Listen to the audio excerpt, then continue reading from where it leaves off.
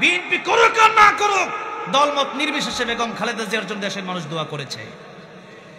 একদিকে একজনের জন্য মানুষ দোয়া করে, আরেকদিকে আরেকজন ফ্যাসিস্ট খুনি হাসিনার জন্য মানুষ বদদোয়া করে। এমন জীবন করিও গঠন, মরণে হাসিবে তুমি কাঁদিবে ভুবন। যে উনি আসলে মাজলুম ছিলেন, এটা তো এই কথাটা সত্যি, উনি মাজলুম ছিলেন, উনি কারাভোগ করেছেন নির্দোষভাবে। এরপরে উনি দীর্ঘ সময় ওনাকে বাড়ি থেকে বের করে দেওয়া হয়েছে, ওনার পরিবারকে দেশে থাকতে দেওয়া হয় নাই। এই কষ্টগুলো ওনাকে দেওয়া হয়েছে।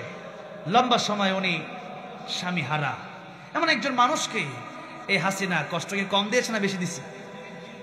জীবনটাই কাটাই দিয়েছে কষ্ট করতে করতে। ওনার জন্য মানুষ, আমরা বিএনপিকে যাই, আমি যে বিএনপি করি তা নয়, বিএনপি করুক আর না করুক, দলমত নির্বিশেষে বেগম খালেদা জিয়ার জন্য দেশের মানুষ দোয়া করেছে। একদিকে একজনের জন্য মানুষ দোয়া করে, আরেকদিকে আরেকজন ফ্যাসিস্ট খুনি হাসিনার জন্য মানুষ বদদোয়া করে।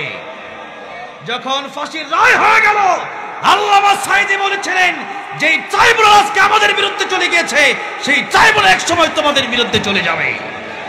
আজকে আল্লামা সাঈদীর কথা ঠিকই সত্য হয়েছে, সে আল্লামা সাঈদীর কথা সত্য হয়েছে, এবং সেই হাসিনাকে মানুষ ফাঁসি দিতে পারছে না। সেজন্য জাদুঘরের সামনে এই দেশের ছাত্র জনতা তার মূর্তি বানায়া তাকে ফাঁসির কাস্টে ঝোলাইয়া আনন্দ মিছিল করেছে।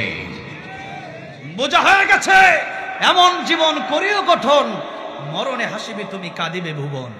কিন্তু তারা এমন জীবন গঠন করছে, যেই জীবনে আজকে তারা কাঁদে, আর মানুষ তাদের মৃত্যু নিয়ে হাসাহাসি করে। ঠিক না বেঠে?